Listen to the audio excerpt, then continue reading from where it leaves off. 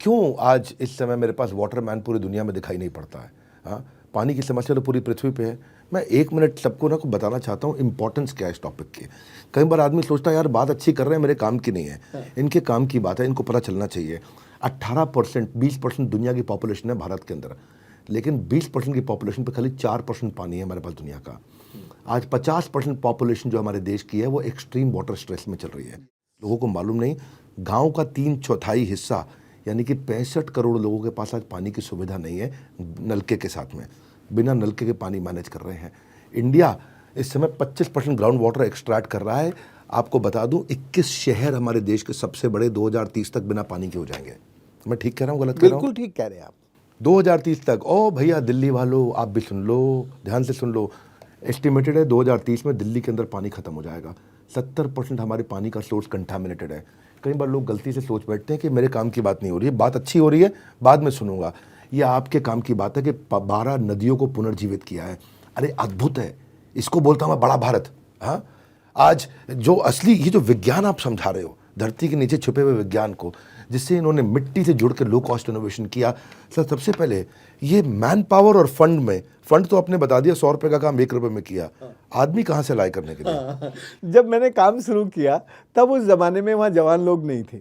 सब बेपानी होके उजड़ के शहर में, कोई अहमदाबाद, कोई दिल्ली, कोई जयपुर, सब चले गए थे। और वहाँ उनको जो भी कुछ कच्ची बस्ती में रह के अपना गुजारा कर रहे थे। तो क्या हुआ कि शुरू में तो मुझे ही गोपालपुरा का जो चौंतरे वाला जोहड़ है। गोपालपुरा कहाँ हुआ है? गोपालपुरा अलवर जिले के थानागाजी तहसील का गांव है, जहां मैंने काम शुरू किया। मेरी ज़िंदगी का पानी का जो सीखने का काम है और करने का काम है वो उसी गांव से शुरू हुआ, वो गोपालपुरा है। तो उसमें पहला जो चौंतरे वाला जोहड़ था वो तो हमने और गांव के कुछ थोड़े से पहले जोहड़ बताओ क्या होता है? जोहड़ जो होता है ना, वो मिट्टी से बना कॉन्केव डिज़ाइन का एक जल संरचना होती है। जैसे ये दो तरफ से ऊंचा है, तो ये बीच में जहाँ मैं बैठा हूँ यहाँ नीचा होता है, गहरा होता है, और ये जो दोनों किनारे हैं ये ऊंचे होते हैं।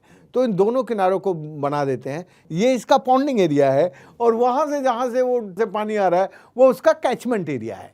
तो कैचमेंट एरिया इसका 10 गुना ज़्यादा बड़ा होता है, कभी कभी 50 गुना बड़ा भी चल जाता है। यदि नेचुरल डिप्रेशन है तो 50 गुना कैचमेंट एरिया का पानी इस छोटी सी जगह में रुक जाता है।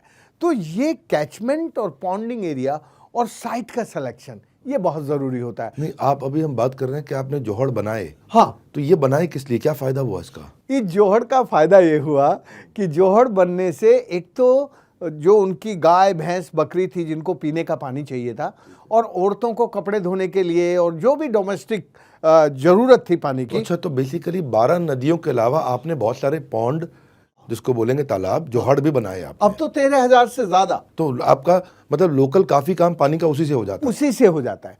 जोहड़ जो है, हमारे यहाँ बड़े अनुशासन थे गांव में। कोई भी जोहड़ के कैचमेंट एरिया में लैट्रिन नहीं जा सकता था, और पॉन्डिंग एरिया में तो जा ही नहीं सकता था, अंदर घुस ही नहीं सकता था जूते पहन के। अब तो खैर जूते पहन के पॉन्डिंग एरिया के आसपास चले जाते हैं लोग, लेकिन पुराने ज़माने में कैचमेंट एरिया में कोई टॉयलेट नहीं जा सकता, कोई गंदगी नहीं कर सकता, और पॉन्डिंग एरिया में तो घुस ही नहीं सकता।